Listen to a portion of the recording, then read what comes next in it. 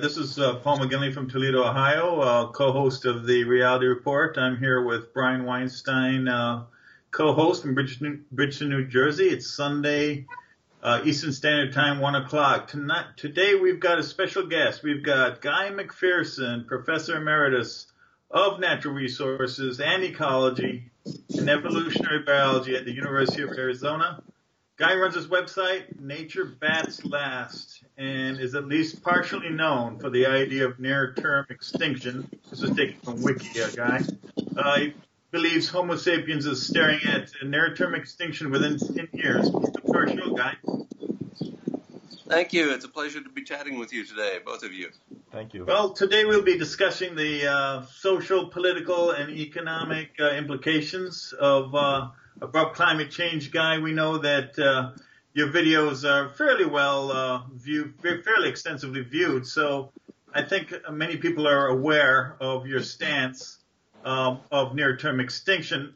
But I thought we could take a new angle today and discuss some of the social and economic and political implications of that. Any comments on that? That sounds great. You know, I'm always looking for a new angle, a new conversation to have, because I feel like I've presented the science for quite a long time regarding the near-term extinction of Homo sapiens.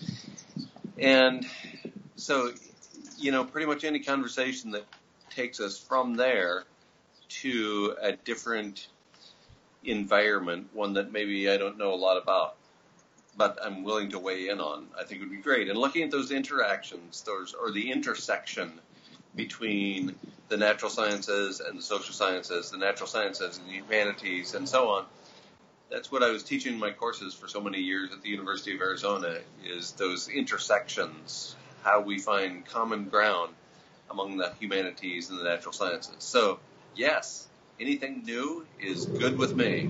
Well, it seems to me that, a lot of people might think that our final end will be manifested by humans. Imagine the picture, humans thin from starvation, lying without energy on a desert with their tongues hanging out. But I wonder if our demise actually doesn't come from warfare or some civil conflict resulting from fighting over rapidly depleting water and food sources. Well, that certainly wouldn't surprise me. You know, Michael C. Rupert, who was influential in helping me get my message out before he died some 4 years ago, he used to quote Tolstoy, and I'm going to have to paraphrase because I don't remember the exact quote. He'd say, if there's a rifle over the mantle in the first act, the rifle is bound to go off in the second act, and we're in the second act. And so it would not surprise me at all to see nuclear warfare, to see very large-scale conflict in ways that we haven't seen well beyond World War I, World War II. That wouldn't surprise me at all because, you know, the people who have their fingers on those weapons, they know what I know.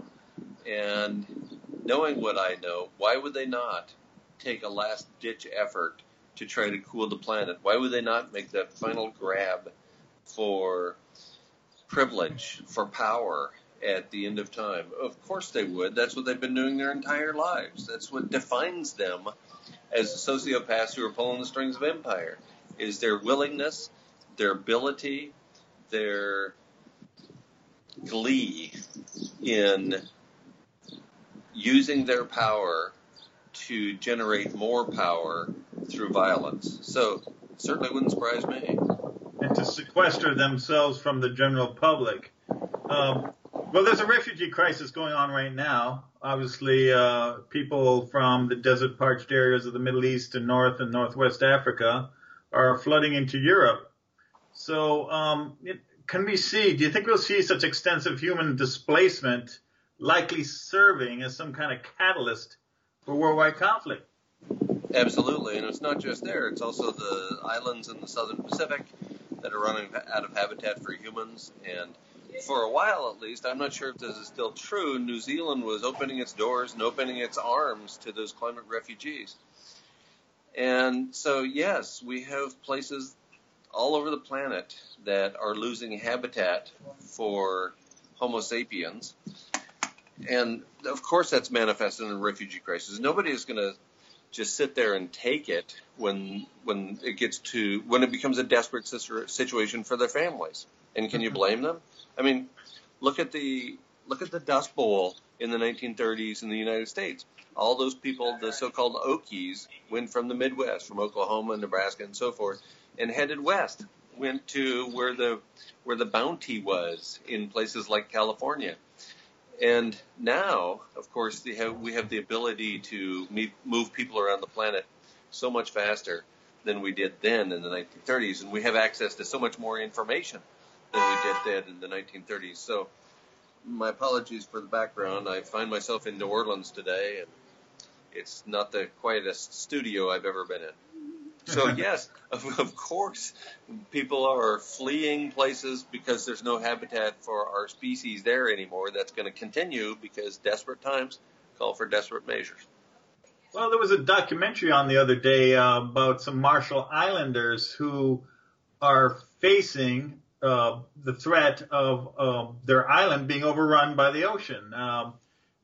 Just to give a little background, obviously, U.S. got involved with the Marshall Islands. We took over Bikini Atoll and bombed the crap out of it with nuclear weapons, displaced the people to another coral atoll, and now that is under danger, is under the threat of being washed over. Now, U.S. gives them rights where they're allowed to move into the U.S. with a special visa. And I think they're congregating in Oklahoma or something. No doubt they're facing a future of Walmart employment or whatever. But you mentioned the South Pacific. Yeah, I never thought of that. Actually, it falls into line with these poor Marshall Islanders who basically put their future in our hands, and that's how we repaid them. Bombed the crap out of Bikini. Right, and it's not just other places anymore. It's the United States as well. For several years, for at least a few years, there have been climate refugees from Alaska in the form of indigenous people. There are climate refugees from California. I know people personally who have moved north from Southern California because it's unbearable. The access to water is increasingly dicey in that part of the world. We're seeing the same kinds of things starting to emerge on the horizon in really wealthy places like Johannesburg, setting a deadline for when they might actually run out of water. Places like Phoenix and Las Vegas are in the midst of water crisis. They just politically refuse to admit it so far. And Puerto Rico, let's not talk about Puerto Rico because that would be a little too scary, because that's actually millions of Americans who are abrupt climate change. Yes, I mean the water shortage is real, and I know in some of your shows you mentioned that they're even bottling air. But certainly when we were a young guy, you included, you could walk into a grocery store and you would not see a single bottle of water unless it was distilled water for your car battery. Now it's de rigueur. It's the thing to drink. Exactly. I mean, I never thought I would see it. In fact, we joked about it when I was a kid that we would someday be selling water. And when I was a kid, I realized this is a long time ago. I'm still blown away by it. Yeah, I know.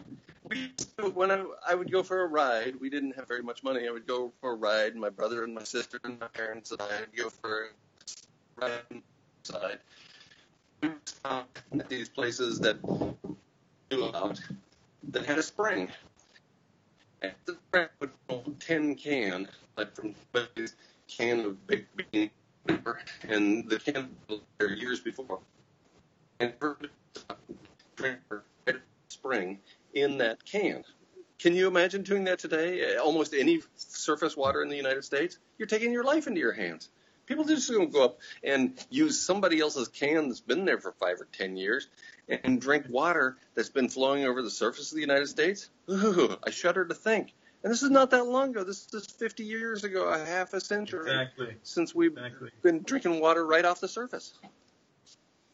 Yeah, my understanding is that Amazon sells these special straws which allow tainted water to be somewhat potable as you suck it up, and these are somewhat of a hit with Americans.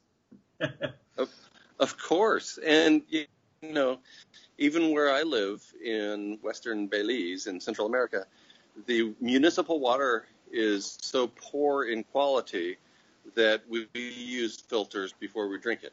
We have a whole house paper filter, and then we have charcoal or ceramic filters before we recommend people drink it. Now, my partner and I went the first 6 months there drinking the municipal water, and it didn't kill us. But we have had people who have had churning stomachs because they've been drinking the water, presumably because they've been drinking the water there. And, you know, I couldn't even imagine that happening within my lifetime, not that long ago. Well, wouldn't you say this distrust for municipal water, I mean, it's pretty much widespread now. It's universal, wouldn't you say, especially with what happened in Flint? Yeah, I guess I'm just slow catching on here because it's an unfathomable. It's just something that I never would have imagined could happen, and now that it's been underway for 5 or 10 years, I still haven't caught up with the idea that Americans of all places, of all people, to not have access to potable water, it just boggles the mind. And, of course, now, as you say, it really is all over the world. And if people are trying to be safe, they're going to the grocery store to buy water that has even lower standards, or sometimes essentially no standards, than the municipal water supply. So, Brian, do you want to get our bailout plan. Yes, hi, Guy. This is Brian. All right. Guy, can you hear me? Guy, can you? Yeah, okay, Guy. Yeah, I wanted to take an economics angle for a second, if you wouldn't mind. If we could look at, like, supply and demand, I wanted to see where you thought the weak point is. We have on, like, the demand side, we have population growth, we have a rising affluence in some countries, and then we have a great demand for grains, some of which goes to automobiles, and some has to go to the 60,000 new people every night that have to be fed. That's on the demand side. On the supply side, we have a constant flux of climate change, which we never had before. We have water shortages in China, India, and the United States, and these are all the big three countries that produce grains. So do you see any one as the weakest link, so to speak, as far as our future?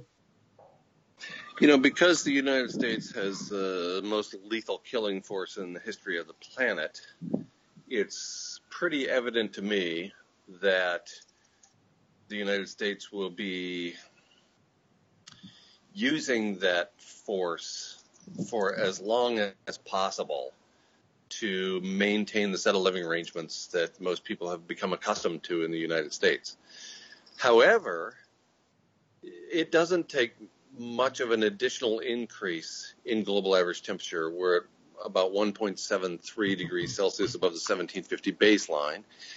And the general consensus until a year or so ago amongst the climate science community was we get up to 2 degrees above the 1750 baseline, which is, you know, about a quarter of a degree from now. And we'll start seeing large-scale failure of grain crops. And essentially all of those grains are grown in the interior of large continents in the northern hemisphere. So think Asia, think Europe, think North America. That's where the grains are grown. So I don't think any amount of bombs and rifles in the world will keep up with ecology, will keep up with the simple biology that you cannot grow grains when it gets too hot. So, of course, we will try to mitigate for that by taking whatever anybody else has. And, you know, I sometimes think, I think back to the Carter Doctrine, and I think that was probably the last decent man in the Oval Office, if judged by his daily actions. And yet the doctrine that bears his name, the Carter Doctrine, says that with respect to the Middle East and by extension the world, that's our oil over there. That the resources, the quote, resources of the world belong to the United States because might makes right. And so is there a single place that is a tipping point? No, I think that we're headed for a global average temperature rise that will make it very, very challenging to grow grains at scale in the very near future, possibly as early as this spring and summer, and almost certainly by next spring and summer, particularly if we have an ice-free Arctic. Mm-hmm. Then once we have an ice-free Arctic for the first time in at least 2.6 million years, long time before Homo sapiens showed up on the planet. Once that happens, I'd say it's game over. We lose habitat almost instantly based on the ability to grow grains, based on the inability to have the plants that we depend upon for our survival hanging around and growing anymore. So is there any one place? It's hard to say. I think it's every place, and it's already underway. It's already happening. It's just hard to say, to pick a day or to pick a month when things really start to fall apart in a way that make it essentially impossible for humanity to keep up. Paul and I certainly aren't worried about that, and you certainly made your point well. We wouldn't be too concerned about any specific day. But I would have some questions to you in terms of, I know that, for example, our government used to have a standard of, say, 70 days of grain stock. And here we have a difficult situation going on where we have fires, mega fires, we have droughts. Why do you think the government hasn't changed that standard and increased it? I mean, it seems like, isn't that a real possibility of suffering? If anything, like you say, if you have a blue water event or something like that? Of course. In fact, because money is everything, because cash is king, the United States sold all of its surplus grain during the 2008-2009 global financial crisis. So it would be nice to think that we'd be storing more to get us through that rainy day. That's the very definition of civilizations, all of them in the past and the current one, is the ability to store food for the long term. And really that means grains. That's what it's corn or maize that got the human population overshoot going with many civilizations in the past, and we've tacked on wheat, oats, and a couple of others. But bottom line is we don't have the capacity for doing that anymore. We don't have the capacity to grow extra because there's no extra to be grown, because we're adding 200 and some thousand people to the planet every day, about 1.5 million every week. That's births minus deaths at the global level. Mm-hmm. And so there's no way out at this point. We can either stop feeding people and therefore start cutting into the human population growth, or we have to come up with a way to feed more people because there's more people added every day. Mm-hmm. It's a mess. I just don't see any way out of that mess. Mm-hmm. Absolutely. There's another thing, too. This might seem a little strange, but from time to time I put subtitles. I studied Russian in college, and I do put subtitles in some of our videos, and I plan to do this with yours. I have actually spoken with some people from Russia. They don't get a lot of news from the United States outside of YouTube and through Skype. And it seems like the general populace there, at least the people that I speak to, don't have a firm grasp of the problem. And I guess what I'm asking you is, I mean, it seems like some of your data comes from some Russian scientists or climatologists. You have to forgive me, I don't know which. But I mean, Russia has 60% of obviously the landmass of the Earth. And it almost seems as though their government is endorsing climate change, as if somehow this is going to benefit Russia. Do you see something like that? Right. Yes, absolutely. It's interesting you bring that up.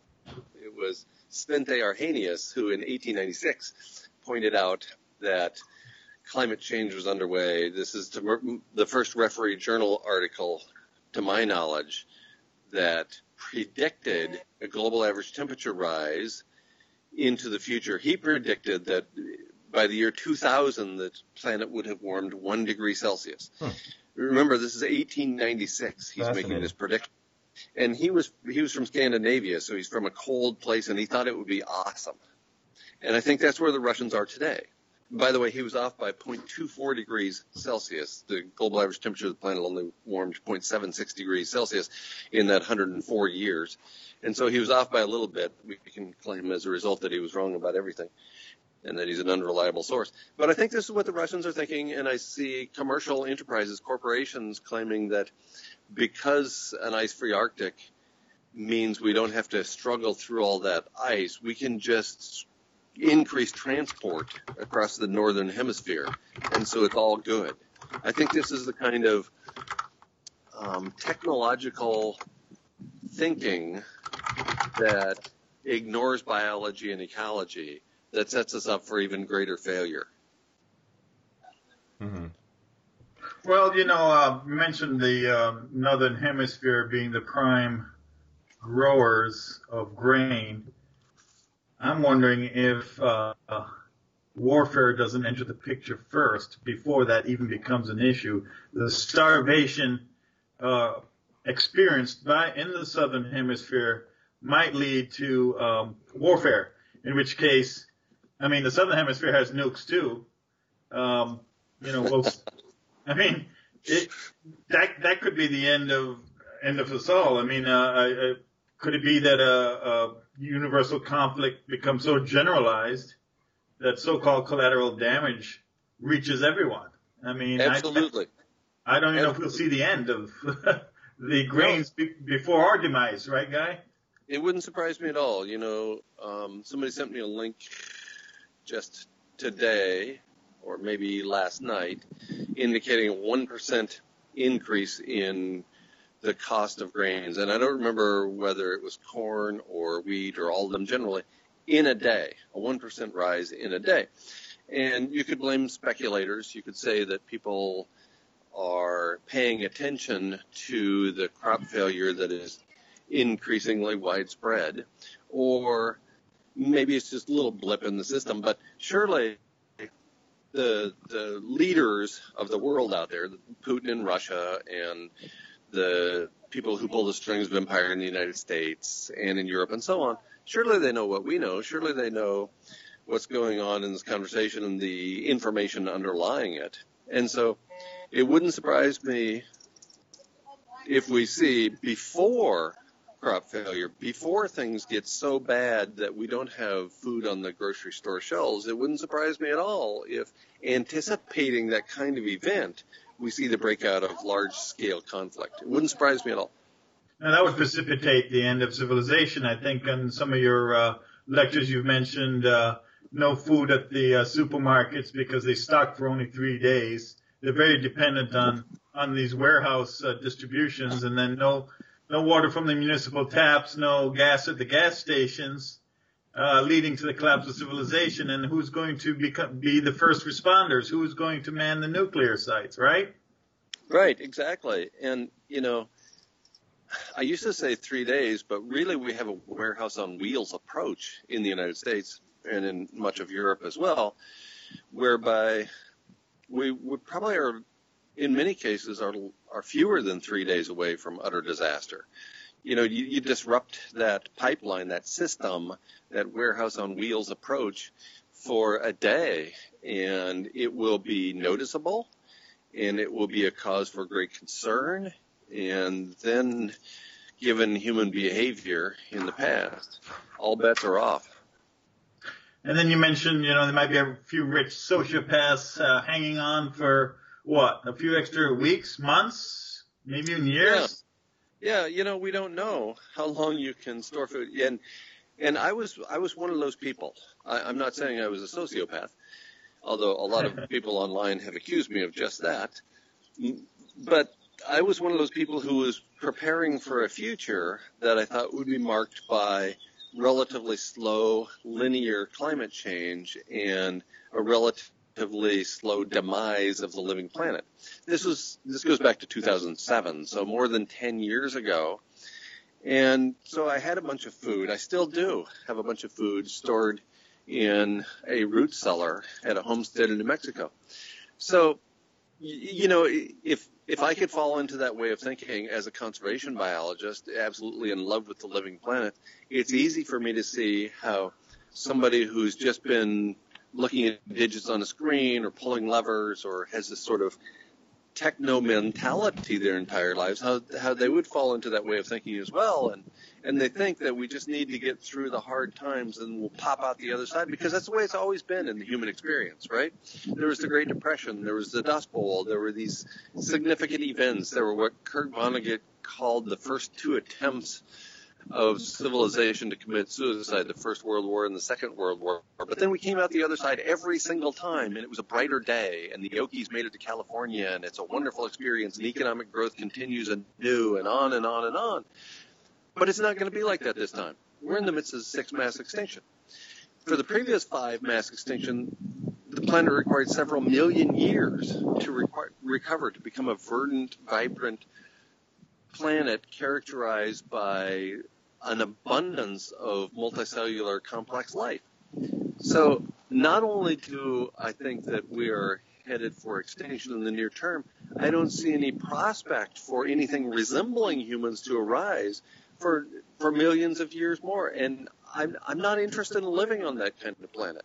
I used to think that it would be a slower transition from an absolutely gorgeous, brilliant, beautiful planet to one that lacks much of the life it has now. And now I see the acceleration that has occurred over the course of the last 10 years. Now I see the acceleration in global average temperature, as well as the acceleration in the sixth mass extinction. And to be honest, I'm just not interested in living on a dead planet. That's not going to be any fun for me, you, or anybody else. And certainly as a conservation biologist, it would not be a joyous experience for me. So you can have that, thanks. I'm certainly not saying you. I'm not up for a Mad Max scenario here. I think I'd walk into a government-assisted suicide center. I mean, right. If I'm storing grains, my neighbor's coming after me with a pitchfork. So, right. And so I see the direction that the world is headed now. And whereas I was once interested in surviving long enough to see the planet make a comeback, now I realize this far into the sixth mass extinctions, this far into abrupt climate change, now I realize that there will be no recovery. Not in my lifetime. Right. Not in the lifetime of my grandchildren's grandchildren, if I had any. So, no thanks. And I know that there are people out there preparing for just that. For me, personally, at this point, my response is to not be surrounded by a Mad Max kind of situation in my final days. And so that's one of the reasons why I opted to live in a homestead in New Mexico in a very rural place. And it's one of the reasons that I live where I do in western Belize on a 57-acre homestead in a very rural place. So I don't want to be surrounded by even crazier people than I already am in my final days because, as the three of us already know, the insanity is fully underway. Actually, I think you mentioned, Guy, that you made a conscious decision not to have any children because you saw this coming a long time ago. Absolutely. You only have to take one biology course in college to understand the concept of overshoot and to realize that what happens to the bacteria in the petri dish also is going to happen to other species on the planet, including our own. And so it was 1980 when Bill Catton's book Overshoot came out, and I was in college at that time. I'd realized by 1979, my second year in college, that we were headed for a world with too many people and not enough living planet for all those people. And so I thought the worst thing I could do would be to add more people to the mix because I didn't see any problem of any significance that could be improved by adding more people to the planet. So I thought, well, that's the one thing I can do. And I taught that idea for 21 years in my college classes. Where I attached to the outcome, I'd be a real bummer to be around at parties because, as nearly as I can tell, none of my students thought it was a good idea for them to not have children. Right. And I realize that we're fighting evolution here. We're fighting evolution by natural selection, by telling people don't have children because we are successors. We are the descendants of people who had children, obviously. So we have that genetic material within us, or we wouldn't be here. Well, you remember when you were younger, Guy, there used to be something known as the atomic clock. This was a clock that where the minute hand would move closer to the magic 12 number whenever there was an adverse event between the nuclear powers, primarily represented by America and the Soviet Union. It seems to me, and Brian, that today's atomic clock has been replaced by a climate change clock. And if 12 spells a doomsday, then that minute hand or second hand has to be pretty darn near close, right? Yeah, I absolutely agree. And in fact, the Bulletin of Atomic Scientists, just with their recent update a couple or 3 months ago, indicated that they were moving the clock the closest it had ever been. It's a tie for the closest it's ever been for 2.5 minutes. It is. For me, that minute hand is done. We're in the second hand at this point. For me, the clock is still midnight. Well, because of the geopolitical factors going on in the world, because we're at 7.6 billion people on the planet right now, or maybe 7.7, because I haven't kept track over the course of. Yeah, I don't know how much more we can take. We're in the right, exactly, and so because of all of these factors contributing to our near-term demise, I'm stunned we made it this long without nuclear catastrophe striking. I'm just astonished that we made it this long. Guy and Paul, another question I would have for you, Guy. I know one of your contemporaries is Dr. Paul Beckwith, and he's really fighting the good fight. He's really trying with his three-legged bar stool, perhaps a solution. But I'm looking at the politics of people like Scott Pruitt with the EPA, head of the EPA in our government. Do you think that? I mean, again, both of you are very eloquent in how you show what is going on right now with the planet. But it seems like so many people, it's almost like a Dunning-Kruger effect, where no matter how you present something, people still don't buy it. And here you have somebody who's the head of the EPA. Do you think that people actually know the truth and they just are selfish, or do you think they're just that stupid that they can't accept it? I think we have all of the above going on. I think we have people who know, who got it before I did, because they're artists or they're somehow intuitive. So they just need to look around, observe human behavior at a shopping mall for 25 minutes, and they realize that this isn't going to last. Or because they follow the evidence, and they admit the evidence is conservative, and so therefore it's astonishing we made it this far. And I think we have a lot of stupidity, and we have a lot of greed. And those are factors those are behaviors that are largely rewarded in this society. Mm-hmm. And so, of course, people are fighting over the last buck or over the last Xbox on the shelves of the store, because that's what we reward for the most part in this culture. So I think we have all of the above. I think we have a lot of ignorance imposed by the educational system and willful ignorance by people who don't really want to know how horrible the situation is for other species and for other humans on planet Earth. They just don't want to know that, because if you point out my privilege, that makes me either ignore the privilege or accept the privilege. And if I accept the privilege, sometimes that's going to make me want to do something about it. Like, I feel bad for people living elsewhere, and maybe I should try to help them. And pretty soon, it's a zero-sum game. And every little bit of help I provide means less privilege for me. And so maybe I really don't want to know. So I think we have a lot going on here, and it varies from person to person. Some people know in their hearts, and they've known for a long time, and they push it away because I need to live my life. I'm just trying to get through the day myself here. That's one mentality. Another mentality is, of course I know, and I'm going to pursue privilege for as long as I possibly. And in this camp, I put essentially every CEO of a large company in the world. These people became. They came to these positions of power because they have access to knowledge.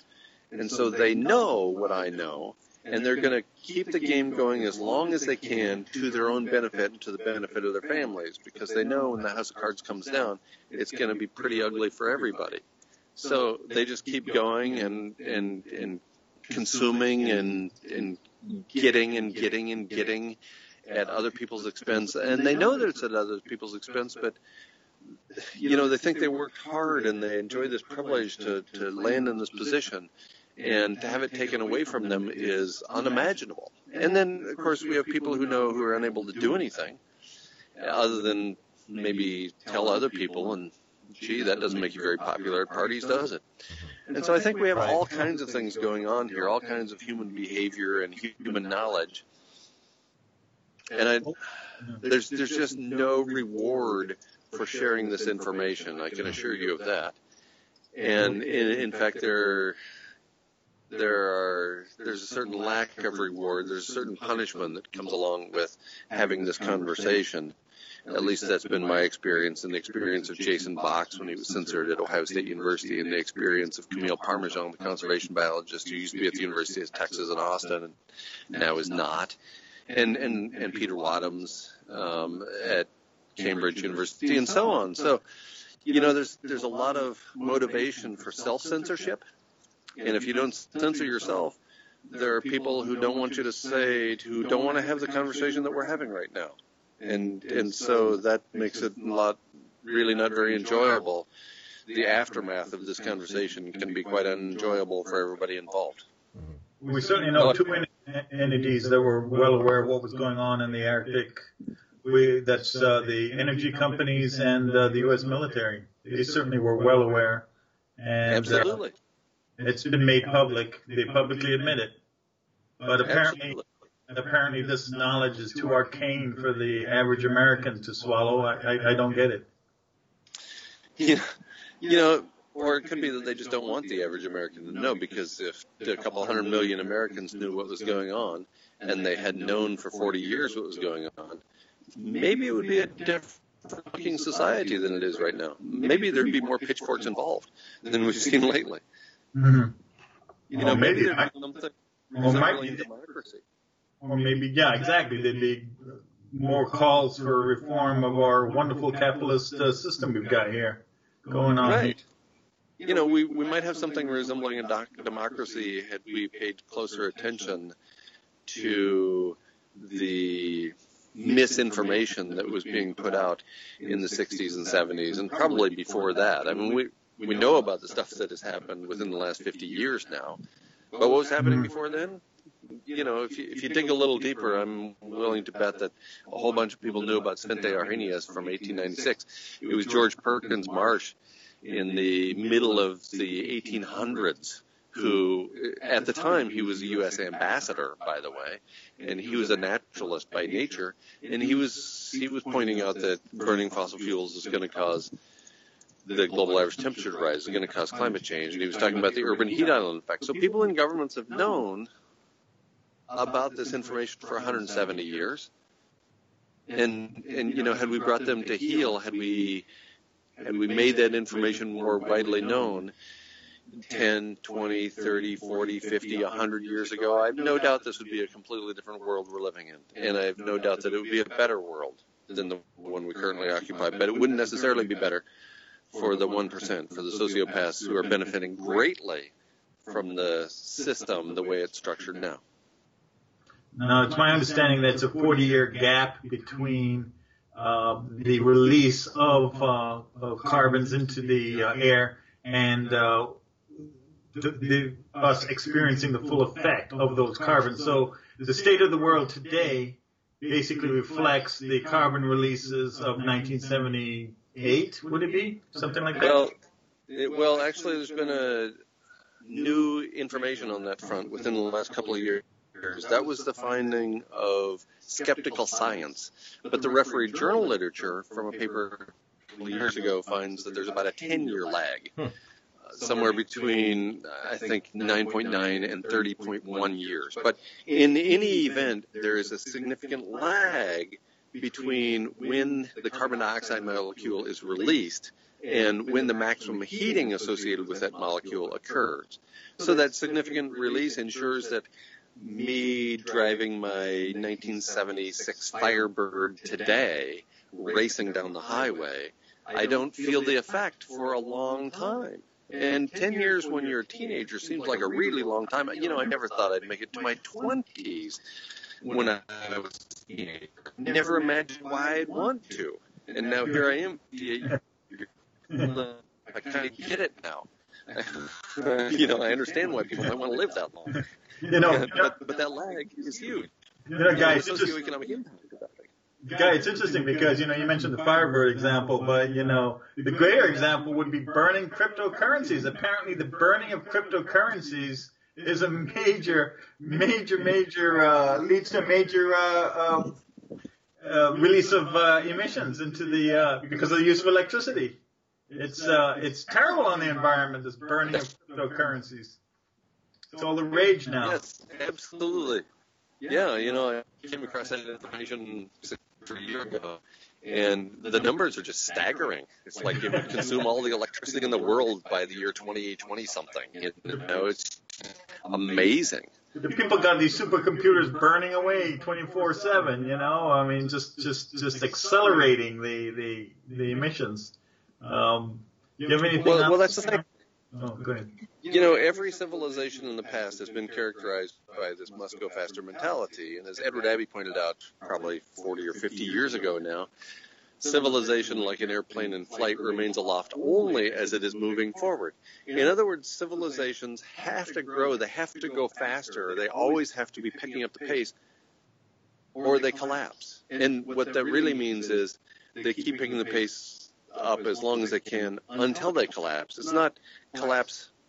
It's not go faster or collapse. It's go faster and collapse, because that's been the case of essentially every civilization so far. To think that we're going to escape that is insane. Another little statistic I came across recently: the amount of oil burned in 1990, not that long ago, by the way, 1990,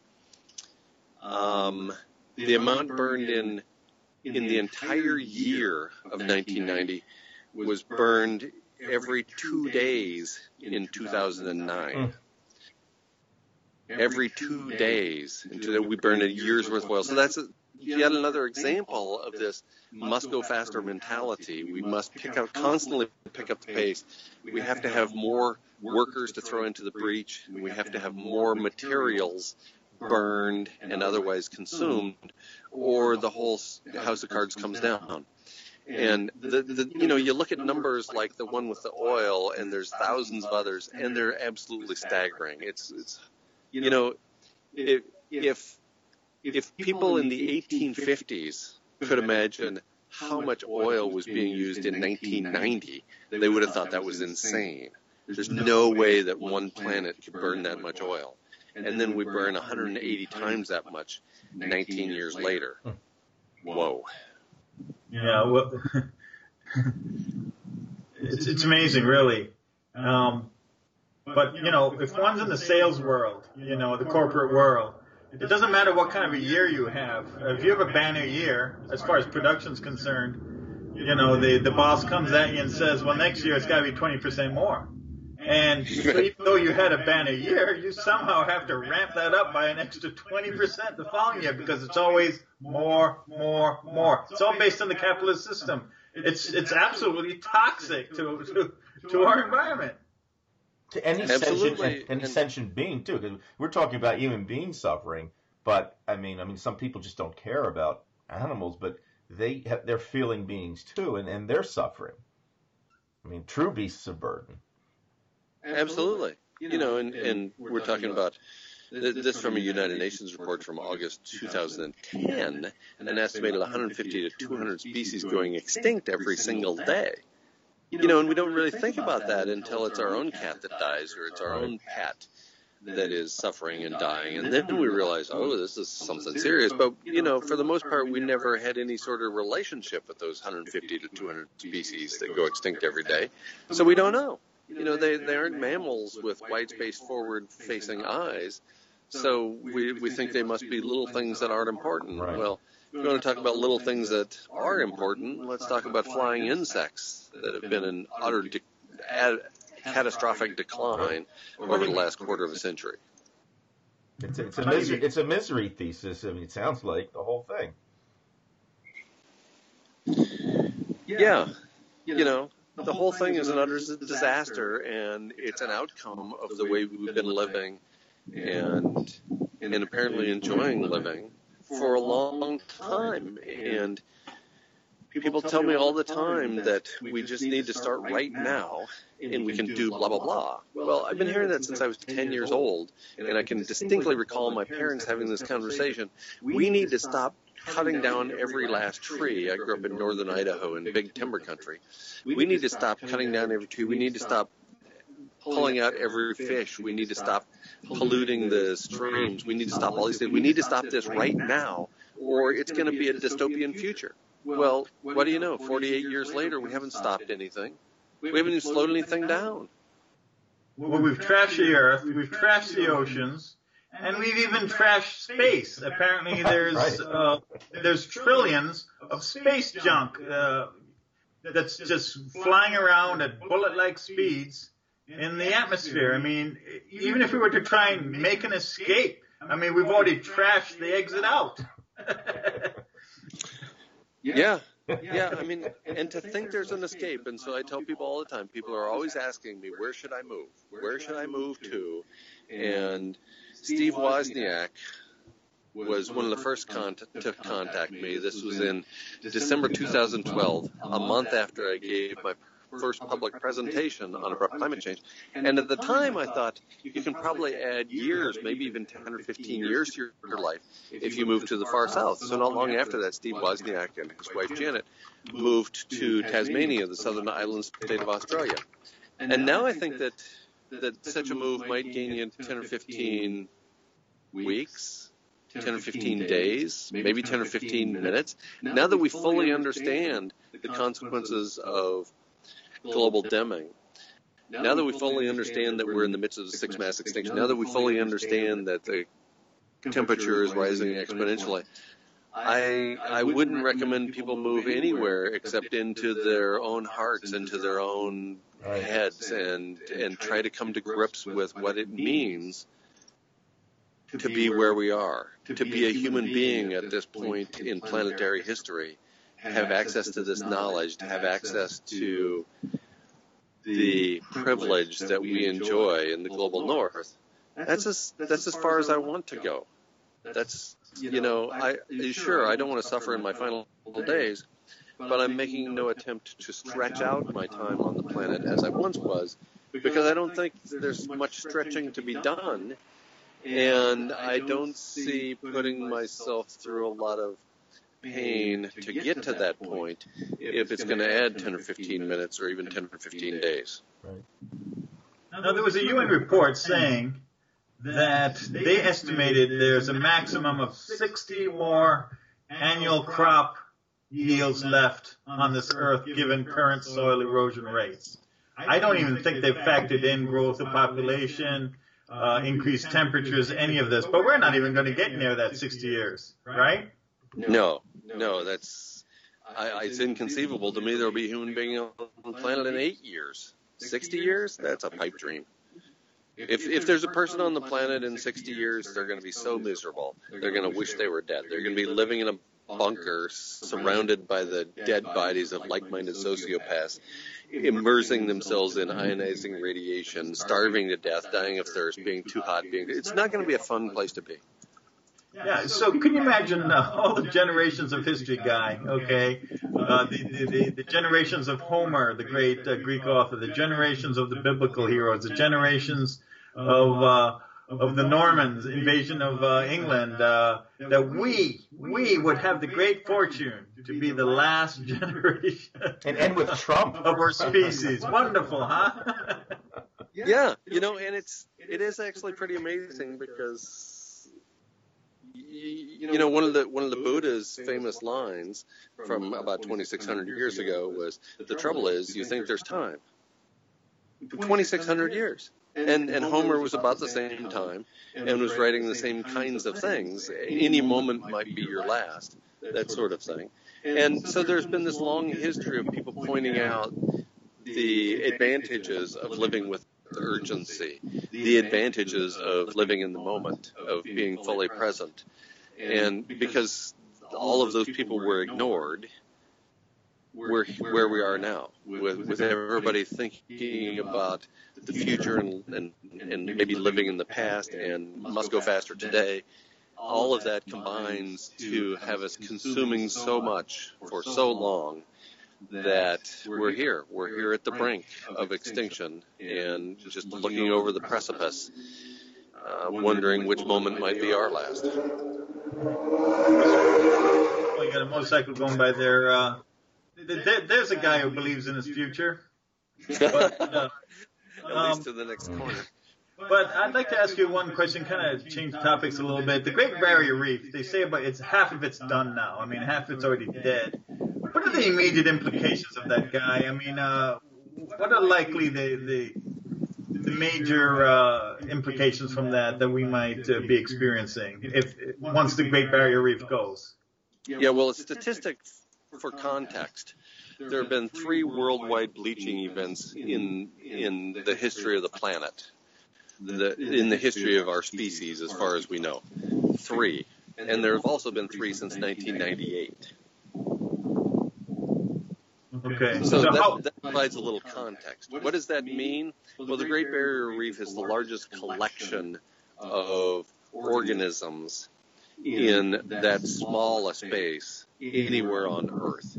So in other words, that's one of the most biologically diverse places on the planet, matched only by the Amazon rainforest. So if we can kill through global average temperature rise and an acidifying ocean, if we can kill half of the Great Barrier Reef, that tells you what we're also capable of doing with the burning of fossil fuels. So that's just, in my mind, that's just a harbinger of things to come. The toxic, acidified, overheated ocean, which is where we came from, remember.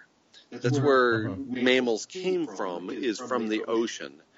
That's essentially where all life came from. All terrestrial life emerged from the oceans. And we're willing to kill the oceans in a blink of a geological eye. So that, for me, that tells me everything I need to know. Well, you mentioned biodiversity. I mean, my understanding is that corporations have been killing off biodiversity in the developed world as they through GMOs and so on, they try to limit the food production to high yielding crops, which they pour all kinds of insecticides and so on. So really, the only biodiversity left is in Africa and the Amazon. Yeah, the things we'll do for a buck never cease to amaze me. And it wasn't that long ago that the only corn on the planet, the only maize on the planet was perennial, and it was found in Mexico. So that when the corn blight showed up in the United States in the 1980s and nearly destroyed the entire corn crop, not only for that year, but for every year in the future, because the genetic modifications had made the species so susceptible to catastrophic loss. And so a single scientific team went and found this perennial version of corn from which all corn came, from which it was all genetically modified, and extracted the genetic material to provide for the continued survival of the corn crop in the world. Think about that for a minute. It's just a few scientists going out on an expedition that few people thought was important, but that essentially saved the ability of us to produce corn today. And now I think you'd be hard-pressed to find more than 5 or 10 foods in the United States that don't have corn in them, that don't have high fructose corn syrup in them. Everything we eat is corn anymore, and that corn ultimately came from that one perennial species in Mexico, and we treat it like trash. We treat the entire living planet as if it's our birthright to destroy, so that we can make a few dollars more. It's simultaneously disgusting, maddening, and unbelievably sad. Well, the United Fruit Company pretty much wiped out all the species of bananas by promoting the production of the Cavendish banana, which apparently is the only banana that Americans eat. And so they, in effect, they pretty much wiped out all the other species because the cash incentive was to grow the Cavendish for guaranteed export. I mean, there again, right. Exactly. U.S. corporations, control. By the way, now that I live in Belize and I'm eating a whole bunch of different kinds of bananas, I realize how shitty the Cavendish banana is. Yeah, it's actually pretty shitty. Relatively speaking, yes, it ships well. Yes, we can keep it green until we infuse it with a little ethylene or put it in a paper bag or whatever. But it really doesn't taste that sweet compared to a whole bunch of other bananas I've come across lately. Yeah, there's apparently a banana in Africa that's got a kind of citrusy taste to it. I wouldn't mind trying it, but, all we get is a Cavendish, Right, yeah. We have these little tiny bananas that are the best ones. It's just 2 or 3 bites each, but man, are they sweet and amazing. But apparently they don't ship well. So, okay. We're approaching. We've done an hour now. Brian, do you have anything to add I think before we covered plenty. We really appreciate you speaking to this guy. We'd like you to stay on Skype just for a second as we close out the show, Guy. And sure. We're going to close out thanks on for the opportunity to talk with each of you, Brian and Paul. It's been a real pleasure.